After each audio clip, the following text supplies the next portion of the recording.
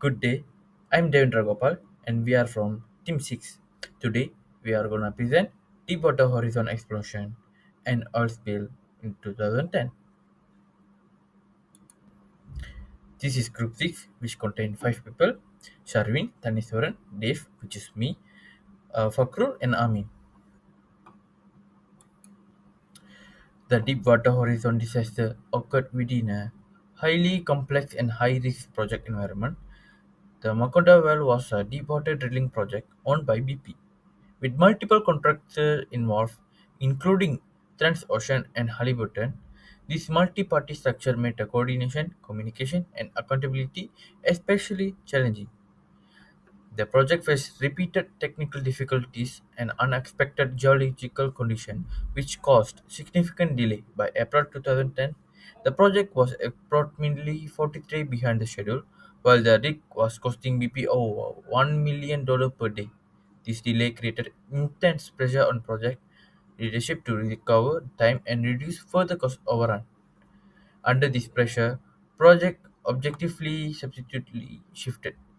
Instead of balancing time, cost, quality, and safety management decision, increasingly prioritized schedule and cost performance, risk assessment and safety checks were treated as obstacles rather than critical control, and responsibility for safety became fragmented across contractor.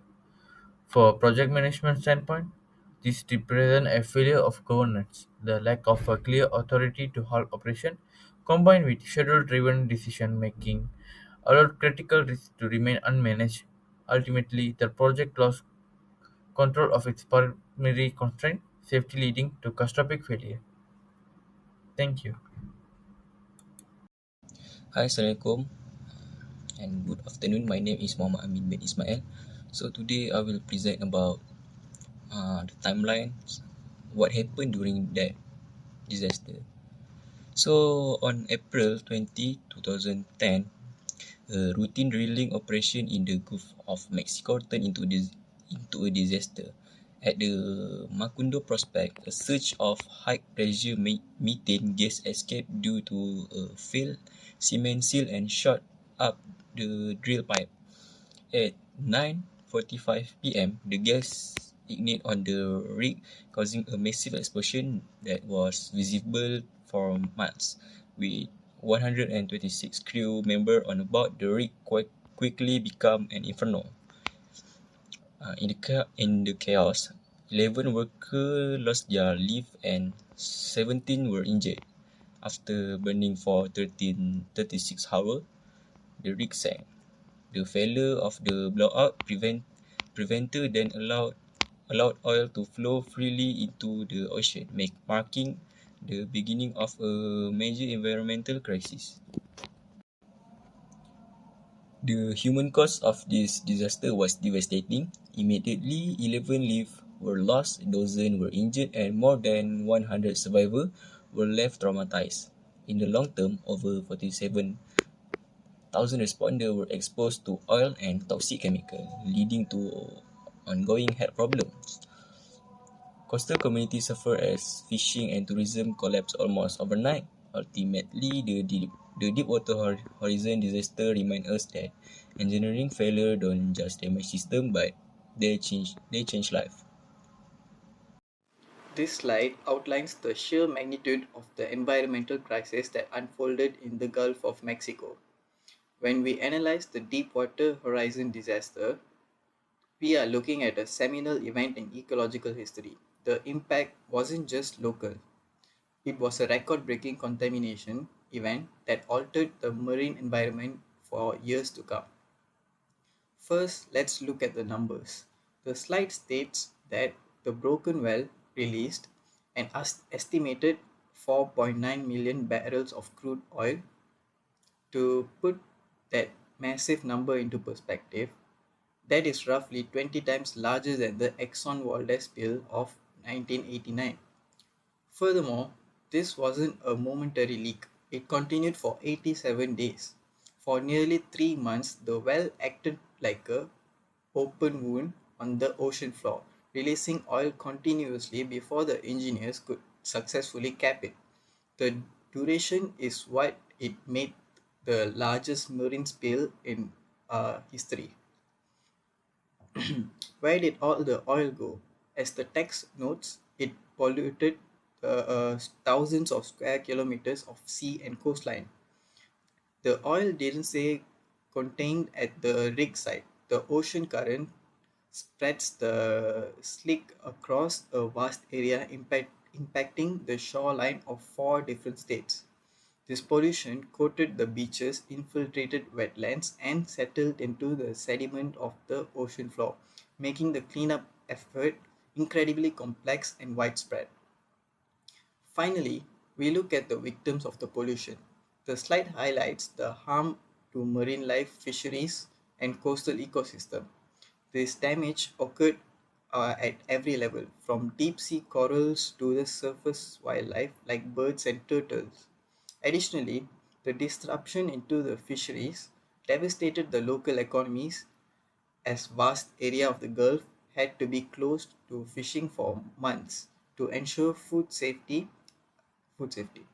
In summary, the environmental impact was total, affecting the water, land, the wildlife, and the industries that rely on them. Thank you.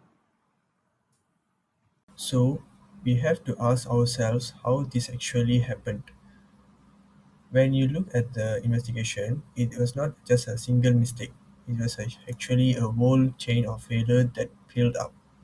First off, the cement seal at the bottom of the well was unstable. This was a huge problem because it allowed high pressure gas to leak in. The crew actually saw warning signs and pressure tests that showed the well of the kinking. But they got the data wrong and didn't stop the work. When the gas finally hit the ring and things went wrong, the main safety device, called the blowout preventer, failed to work because the drill pipe had already buckled under the pressure. At the end of the day, the culture focused too much on cutting costs and saving time. This led to skip safety check and really bad decision making.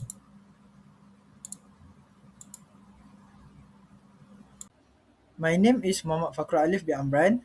I will present about legal and financial. For the legal action, U.S. government legal response. U.S. Department of Justice launched civil plus criminal investigation in June 2010. DOJ sued BP, Transocean, and Anadarko for violation of the Clean Water Act and Oil Pollution Act. Louisiana Federal Court consolidated case of Carl Beaver. Legal settlement of penalties. March 2010, BP agreed to pay over than 7.8 billion to individual claimants. For November 2012, BP pled guilty to 14 criminal charges, including 11 count of felony manslaughter and Clean Water Act violation. Total criminal fines or penalty more than 4.5 billions. Transocean, there is owner and operator, 1 billion civil penalty under the Clean Water Act and 400 million criminal penalties violation. For the liability and financial settlement, civil trial 213 to 215. Trial assessed company liability and damage. BP found 67% culpable, transaction 30%, Halliburton 3%. Final settlement October 2015, 20.8 billion settlement with government plus affected states. For the key legal and financial takeaways, massive legal consequence, criminal charge, civil suit, and regulatory penalties. BP paid tens of billions in fines, settlement, and compensation. Other companies, Transaction, Halliburton, and Anadarko, also faced major penalties. Legal action led to long-term financial liabilities and reform to offshore drilling oversight. Next is safety lessons. First, importance of liability safety systems. Blowout preventers (BOPs) are critical fail safe to stop uncontrolled oil flow.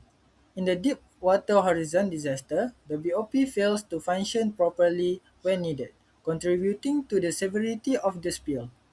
Second is redundancy and multiple barrier. Complex systems require multiple independent safety barriers so that if one fails, other can still protect against disaster. Third is risk management and emergency planning. Risk assessment must consider worst case scenarios and include detailed emergency response plans. Last is continuous learning and technology improvement. Events like this emphasize the need to study failure and integrate into future operation. Is to wrap things up, the Deepwater Horizon tragedy was much more than just an engineer failure. It was a massive human and environmental heartbreak that changed how the world looks at energy. We really need to remember the 11 workers who lost their lives and the families whose lives were changed forever. The disaster showed us that when we put speed and profit before safety, the cost isn't just measured in dollars. Instead, the real cost is seen in the destroyer coastlines, lost jobs, and years of damage to nature. Today, this disaster serves as a vital promise to do better. It's a reminder for every engineer and executive that no amount of oil is worth a human life or the health of our oceans. That's all. Thank you.